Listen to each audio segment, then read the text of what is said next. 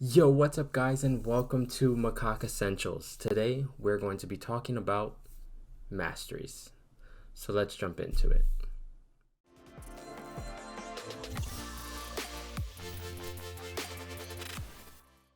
So, for starters, masteries are extremely important for any account. The reason that they're so important is because they affect all of your champions on your roster. They can give them bonus stats like attack or health, or they can give them bonus effects. For example, they can gain power when buffs expire, or they can reduce the opponent's healing based on how many debuffs they have on.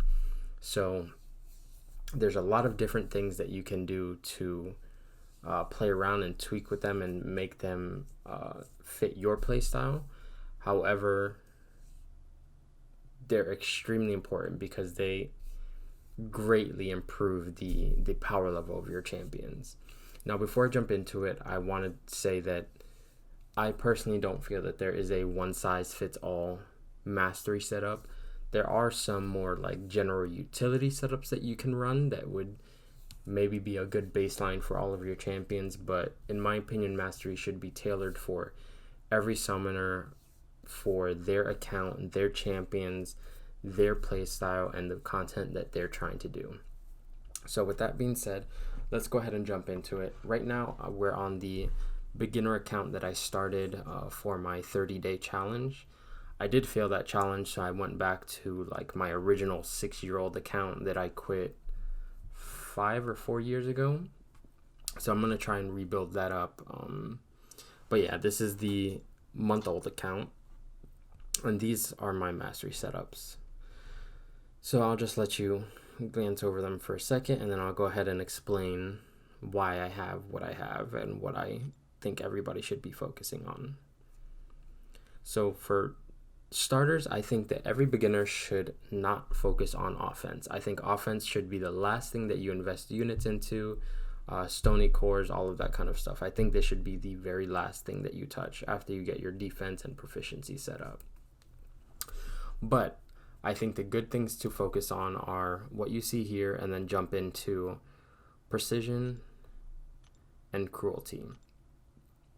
I personally would probably only put courage at a level 1 or rank 1 end game, but early on where you don't have full mastery points and full mastery setups and stuff like that, I would probably just put this in here because there's a lot of times when if you're trying to push for a cavalier or something like that, you're taking a lot of block damage, and if you get under 50%, that damage boost from here would be really, really crucial. After that, I would probably start pumping towards crit rating and then crit damage. I would probably just bounce between 1 and 1, so maybe get this to 2 out of 5, and then get this to 2 out of 5, and then put this to 3 out of 5, and then this to 3 out of 5. And then later on, again, after your defense and proficiencies are already set up, take those points out of lesser precision and cruelty, and then start putting them into just the normal precision and cruelty.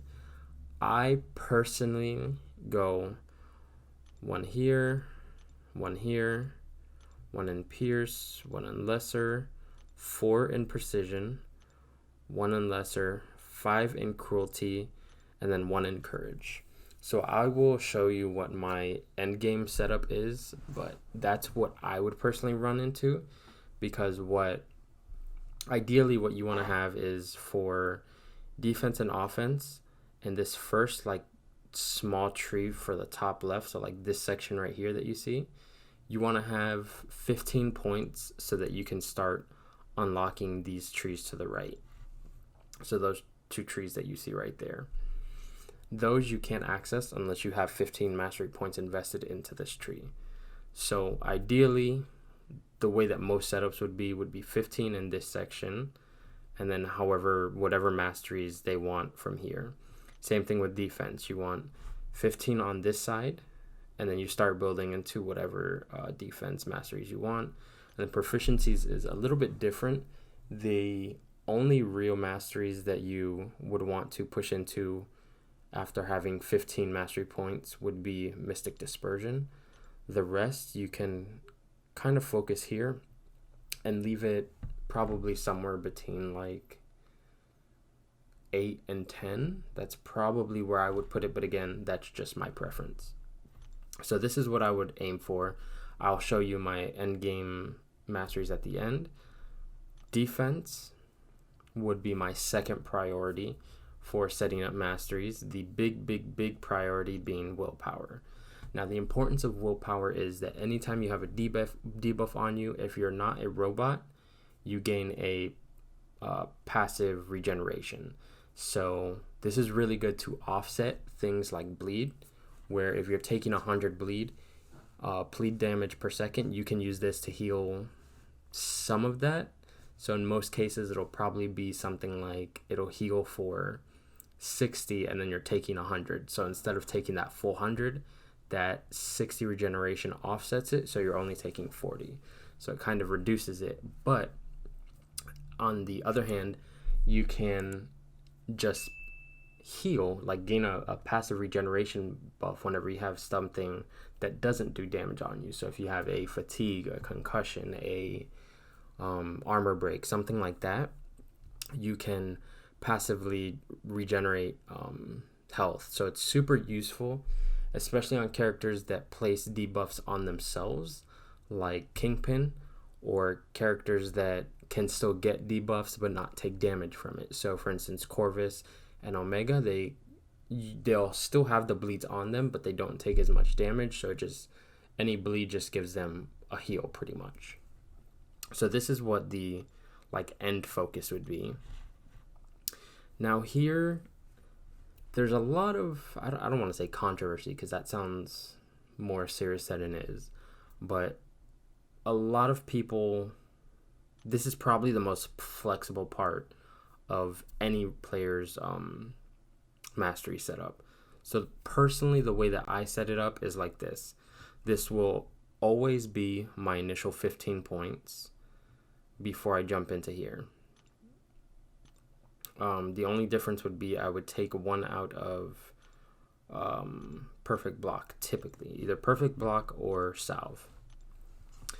Again, you just need 15 points on the left to unlock the right, and that's why I'm aiming for specifically 15. Right now I have more points and other things than I usually do, just because I have probably like 6 or 7 mastery points that are just available, so I'm just putting them where I see fit. But yeah, so before you get to willpower, the other mastery focuses would be salve, so that you can unlock recovery.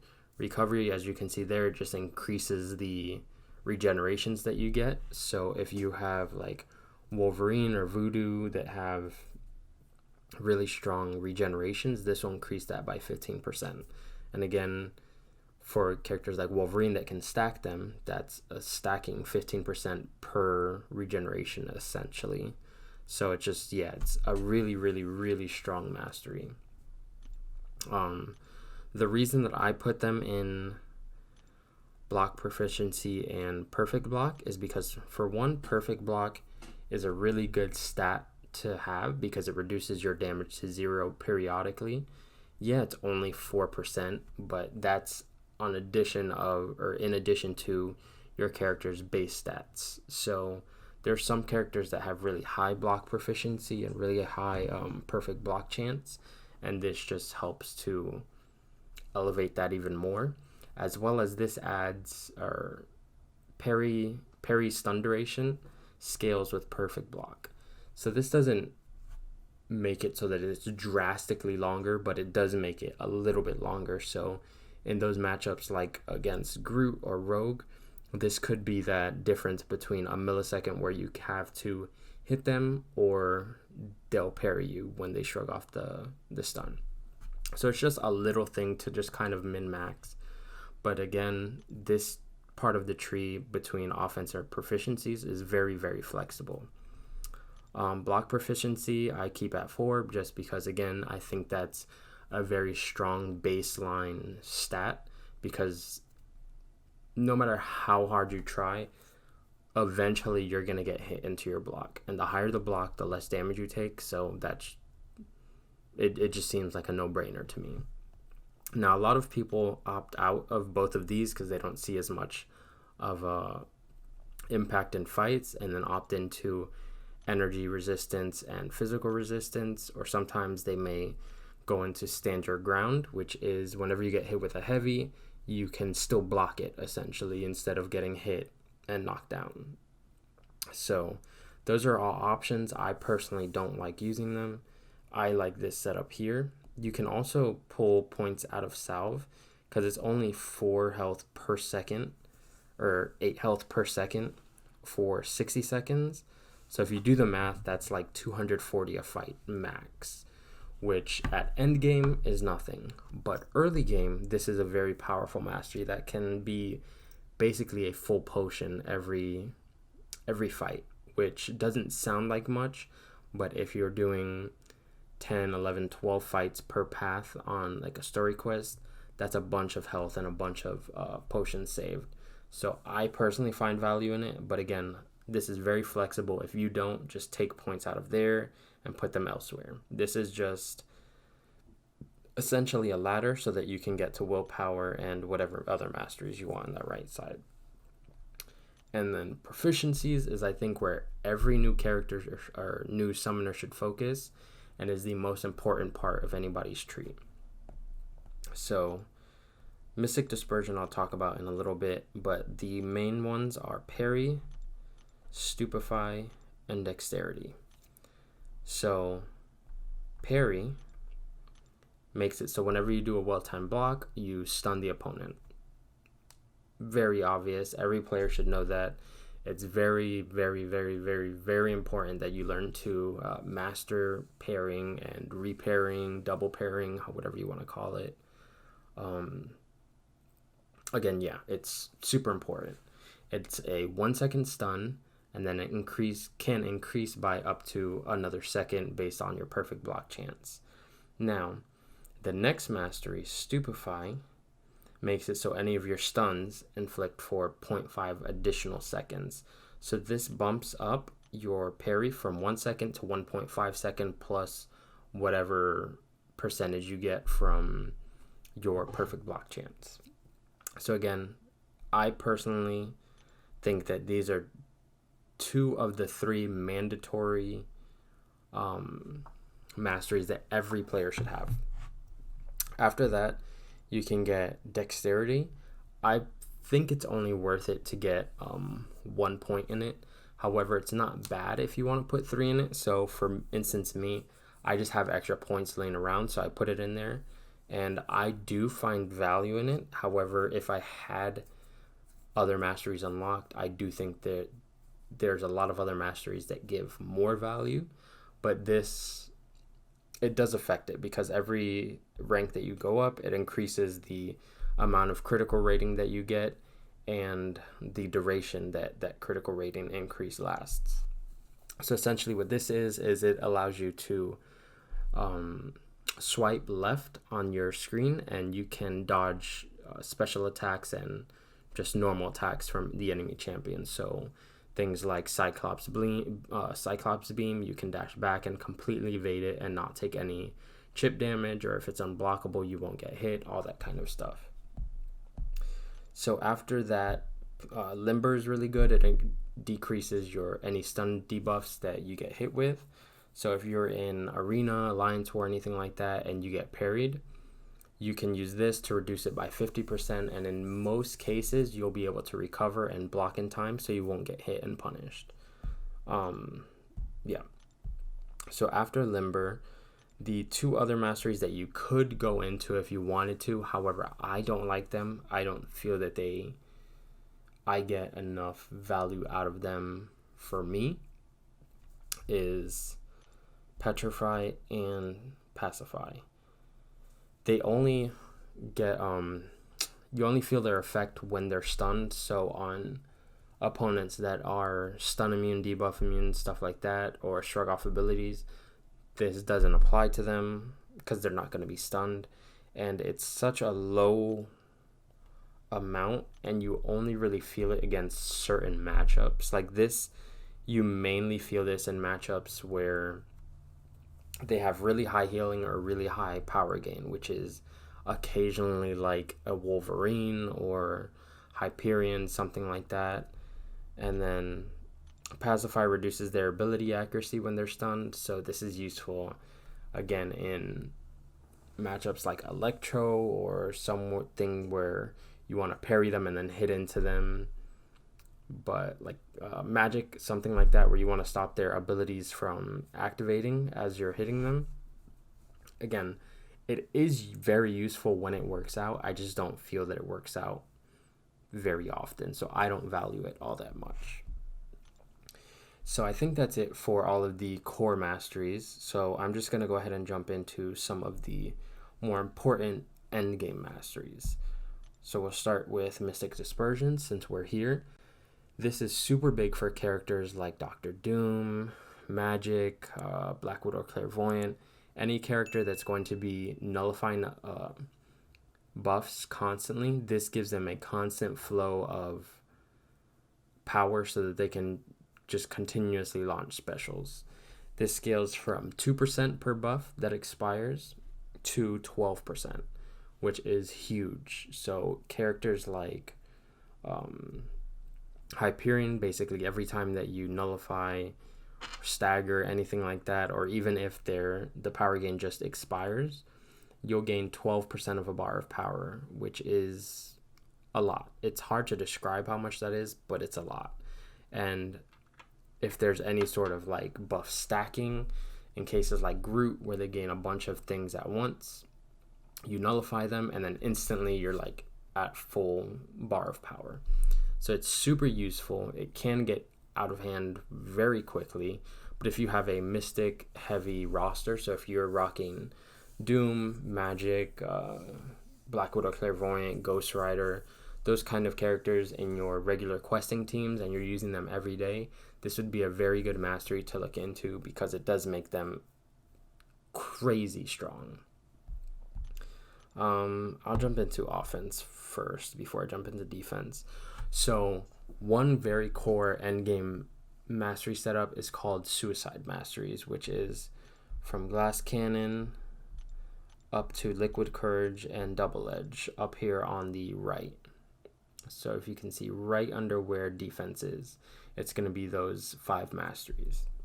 The reason they're called Suicide Masteries is because they increase your damage by a lot. I think if you have all of them maxed out, they'll give you like 67.2% attack and 10% special attack damage. Huge damage buffs. However, they do come with their costs. So Glass Cannon reduces your maximum health. Recoil makes it so whenever you use a special attack, you lose 5% health. Liquid Courage makes it so you have a permanent poison debuff that does 0.6% health, which you can offset with your with maxed out willpower. And then Double Edge, which puts a very potent bleed on you for 8 seconds. Again, you can offset that as well a little bit with willpower. So if you have both of these maxed out, Double Edge and Liquid Courage, and then willpower maxed out at 3 out of 3, typically you lose about 5% max health per fight. However, characters that are bleed immune or poison immune or double immune, and they're immune to both of those, they get a huge benefit because they get that attack boost without having to deal with the debuffs. So characters like Ultron or I don't know, Omega Red, Ghost, stuff like that don't have to deal with those types of buffs or debuffs. They just get a huge power increase for basically no downside as long as you're not like spamming specials or something like that. It's a very risky mastery setup. However, high risk, high reward because you can end fights very quickly. You don't want to use it if you're using characters like Void or Doctor Doom or something like that rely on cycling special attacks very often. But if you're using characters, again, that are double immune, bleed immune, poison immune, or can shrug off debuffs, it's very powerful because you can just not use specials and you get a huge attack boost. Under that are probably the most customizable to your roster masteries. So Despair makes it so you reduce healing based on the debuffs on your enemy. So this is super, super, super massive on characters like that stack debuffs like Void or Nick Fury or other characters that can just easily access a bunch of debuffs, because you can use this to invert their healing. So if they get above that threshold where maybe they're like 8 or 9, I think debuffs it is for normal characters, it takes it so that healing starts reversing, and instead of healing they start taking damage.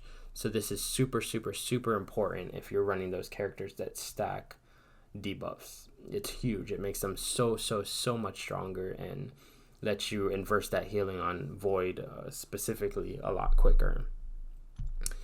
Deep Wounds is if you have a lot of bleeders on your roster. So if you're rocking characters like X-23, Wolverine, Blade, characters like that stack bleeds, or a big part of their kit is getting heavy bleeds on, like Nick Fury or Domino, this is super important for you because you can get a full 2.5 seconds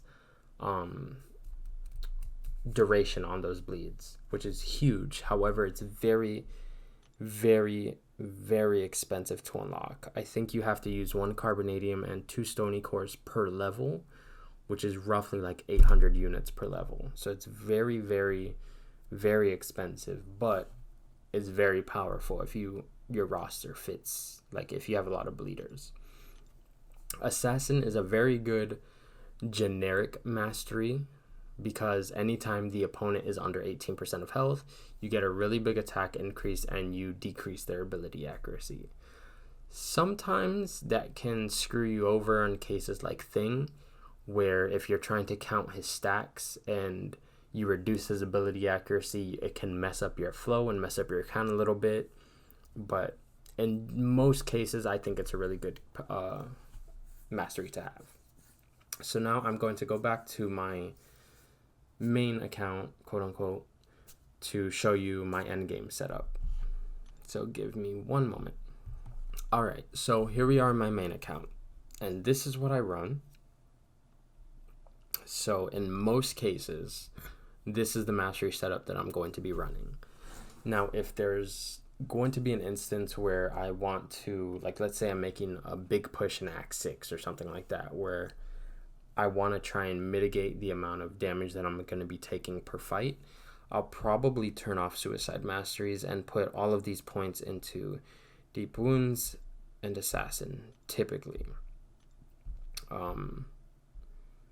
Sometimes I might put them into Pacify and Petrify if there's a specific fight that I need them to, but for the most part, this is going to be my setup.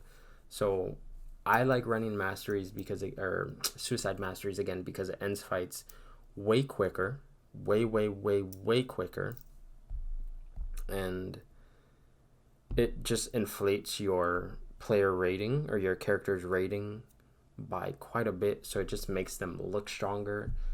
I know it doesn't mean anything, but it feels good to have a character like Voodoo that has 10,000 rating at only rank 4. Feels pretty good, even though it ultimately doesn't matter. But yeah, so like I said, I go into 4 in Precision, 5 Cruelty, and then that extra 1 point I would put into Courage. Once I get those 15, I can start focusing on these, and I'll just put as much points in as I need for whatever it is that I'm running. Right now, this is what I normally run.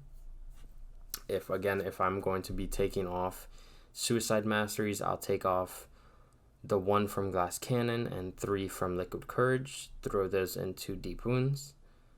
Then I'll take out the 1 from Recoil and 3 from Double Edge, throw those into Assassin, and then I'll have no Suicide Masteries, and then this whole bottom row, Despair, Deep Wounds, and Assassin maxed out. From there, I'll jump into Defense, And again, this is what I'm running right now. I think I have a little bit more invested in here than I probably should, but again, this is just what I personally like using. The reason I have these 3 into Coagulate is because it reduces the damage from the double-edged Suicide Mastery. So those characters that aren't bleed immune, it just lessens that amount that I take per fight. Not hugely important. Most people don't use that, but I personally find value in that. And then from here, I have very bare bones proficiencies because again, I don't run Petrify or Pacify because I don't see too much value in them for the things that I'm doing. And the only character that I have that's Mystic, that's strong, is Dr. Voodoo. And again, I try not to spam specials, which is what this is used for. It lets you nullify buffs, gain more power so you can throw more specials. But when you're using suicides, you don't want to be spamming specials. So that's the reason why I don't have that off. But yeah, this is my setup. Very generic Suicide Mastery setup. But again, figure out what works for you, what your playstyle is, what roster you have, what focuses you should be having on.